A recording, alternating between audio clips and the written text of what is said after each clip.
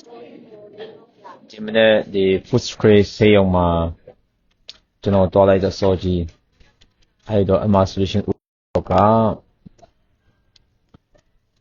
ဆရာဝန်နဲ့တွေ့တော့ဆရာဝန်ကသူ့ကိုဗာမေးတယ်လဲဆိုတော့ခင်ဗျအရက်တွေတောက်သေးသလားသူကတော့ပျော်လေးပဲကျွန်တော်အရက်မတောက်တော့ပါဘူးအရက်မတောက်တော့ကြာပြီဆိုတော့မှပြန်ဖြေလိုက်ပါတယ်ဒါနဲ့ဆရာဝန်ကသူ့ရဲ့ record တွေအားလုံးကြည့်တယ် report တွေအားလုံးကြည့်တယ်သူဒီဖြင့်တွေးစစ်တဲ့အဖြေတွေအားလုံးပြန်ကြည့်လိုက်တဲ့အခါမှာဗာပြန်ပြောလို့ဆိုတော့ခင်ဗျတေချာလားဒီတပတ်နှစ်ပတ်တော့တွင်းမှာအရက်တွေတောက်သလားပြန်မေးလိုက်ပါလားကျွန်တော်မတောက်တာ4နှစ်လောက်ကြာပြီဒါနဲ့ဆရာဝန်က I'm serious ကျွန်တော်လေးနဲ့မေးနေတာဖြစ်တယ်ခင်ဗျအရက်တွေတောက်သေးသလားဘီယာပါတောက်သလားဆိုတော့သူအချိန်မှာသူပြုံးစစ်နေပေါ့နော်ပြုံးပြီးမှတခါတည်းမှာတဘူလောက်တော့တောက်ပါတယ်ဘီယာဖြစ်အရက်တခါတည်းတော့တောက်ပါတယ်ဆိုမှသူပြန်ဖြေလိုက်တယ်ပြုံးလေးလည်းပဲဒါနဲ့ဆရာဝန်ပါချင်းပြောလဲဆိုတော့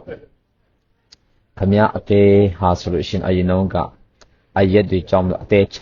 6တဲ့လက္ခဏာပြနေတယ်ဒီတော့ကြောင့်ကျွန်တော်တို့ကဆေးကူတာနေဖြစ်တဲ့2နှစ်ကျော်နေပြီဆေးတွေအများစားခိုင်းနေတယ်အစားပိုင်းမှာကျွန်တော်တို့ဆေးအာနိသင်ဆေးကကောင်းတယ်လို့ဆေးအလုပ်လုပ်တယ်လို့ကျွန်တော်ယူဆရတယ်ဒါပေမဲ့နောက်ပိုင်းမှာခင်ဗျအရက်တွေပြန်တောက်တယ်ဘီယာတွေပြန်တောက်တဲ့ခါမှာဆိုလို့ရှိရင်ကျွန်တော်တို့ရဲ့ဆေးအာနိသင်ကအလုပ်ကောင်းမလုပ်တဲ့ခါမှာဆိုလို့ရှိရင်ကိုခင်ဗျရဲ့အသေးမှာကင်ဆာအကျိတ်နှစ်ခုတွေ့နေရပြီဖြစ်ချင်တော့အဲ့ဒီကင်ဆာအကျိတ်ကလည်းကြီးထွားနေတယ်ဆေးကသိမ့်မနိုင်တော့ဘူးအပေကခင်ဗျမှာကင်ဆာရှိနေပြီဆိုရဟာပဲနေပြောချင်တယ်အဲ့တော့ဒီဦးလေးရဲ့မျက်နှာကချက်ချင်းပြောင်းသွားတယ်အစားတော့ပျော်လေးပဲရေမမောင်းခါတလေတောက်ပါတယ်စပယ်မှာပြန်ပြောလိုက်တဲ့အခြေအနေပေါ့နော်ဒါပေမဲ့ဆရာဝန်ကခင်ဗျားမှာကင်ဆာအကျိတ်နှစ်ခုရှိတယ်ဆိုပြီးမှပြောလိုက်တဲ့အချိန်ကစပြီးမှသူ့မျက်နှာမှာပြုံးရွှင်တဲ့မျက်နှာမရှိတော့ဘူးကျွန်တော်စိတ်မကောင်းဘူးအဲ့တော့ခင်ဗျားအခုချိန်ကစတော့မလုံးဝအရက်မထီရဘူးဘီယာလည်းမထီရဘူးဆက်လက်တောက်မယ်ဆိုလို့ရှိရင်ကျွန်တော်တို့ဘာမှကိုညင်လို့မရဘူးစပယ်မတူကပြန်လည်းပြောလိုက်ပါတယ်အဲ့တော့အစားကတော့ပျော်လေးပဲတိတ်ကတန်ဖို့မထားဘူးခါလေးတောက်တယ်ပြုံးရှိတဲ့မျက်နှာနဲ့ပေါ့နော်ဒါပေမဲ့နောက်ပိုင်းမှာဘယ်လိုဖြစ်လာလဲဆိုတော့ဆရာဝန်ကခင်ဗျားမကင်ဆာရှိသွားပြီကင်ဆာရှိနေပြီကြီးထွားနေတယ်အဲ့တော့တန်တိုင်းဆုံးကျွန်တော်တို့ပေးပြန်စီရမယ်ကီမိုဆေးသွင်းရမယ်လိုအပ်တဲ့ကုသမှုလုပ်ရမယ်ကျွန်တော်အရင် serious ပြောနေရနော်ခင်ဗျားရဲ့အသက်အန္တရာယ်တွက်ပဲပြောလိုက်တဲ့ခါမှာဒီဦးလေးကအာယုံစိုက်တယ်လို့ဖြစ်လာတယ်အဲ့ဒါဆရာဝန်ကသူ့ကိုကုပေးခြင်းတဲ့အတွက်ကြောင့်မလို့သူ့ရဲ့ဒီအသေး6တဲ့ပြဿနာကလည်းပြန်လေကာကွယ်ခြင်းလို့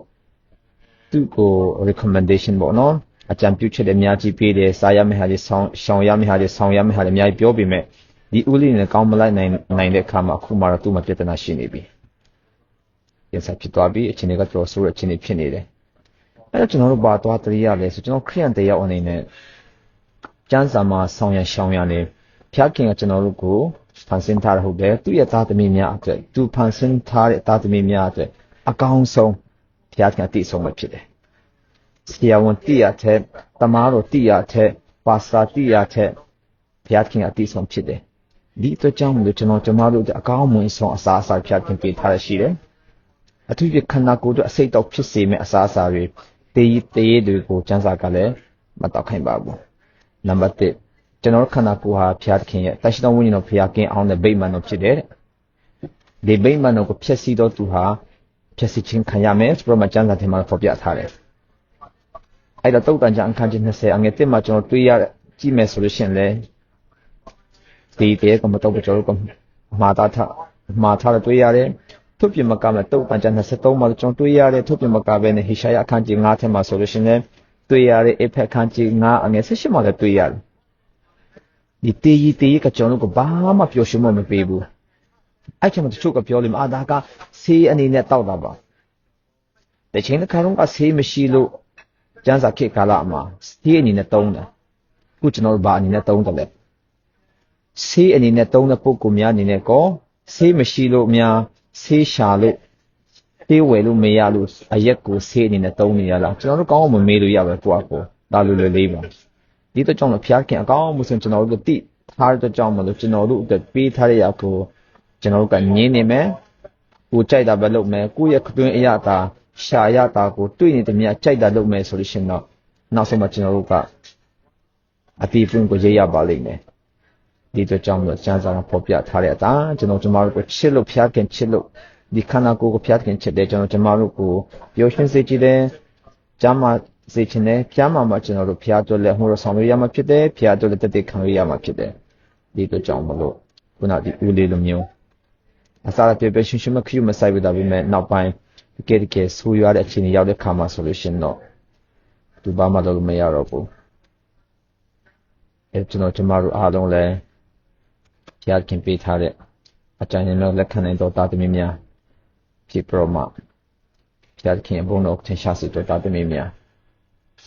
တက်တဲ့ဝင်တော့ဖျားခင်အောင်ဒီဘေးမှာတော့ကိုကောင်းမွန်စွာနဲ့ခယူဆိုင်တော့တာသမီးများဖြစ်နိုင်ကြပါစေဒီအားလုံးကကျွန်တော်ဘာကြောင့်လုပ်ရလဲကျွန်တော်တို့ကလောကရဲမှာအတေခံတော့မှကျွန်တော်တို့ကိုစားအသက်ကိုပြီးခဲ့တဲ့တခင်ဖူတော်ဖျားကိုကျွန်တော်ချစ်လို့ဖြစ်ပါတယ်သူ့ရဲ့ကျေးဇူးနဲ့မေတ္တာကိုကျွန်တော်ခံစားလို့ဖြစ်ပါတယ်တို့ကဲတင်ချင်းရဖို့မဟုတ်ဘူးကဲတင်ချင်းရတော့သူဖြစ်ဒီအတွက်ကြောင့်မလို့ကဲတင်ချင်းရအကြောင်းကိုပြသနိုင်ဖို့ရတဲ့ကျွန်တော်တို့ခန္ဓာကိုယ်ကို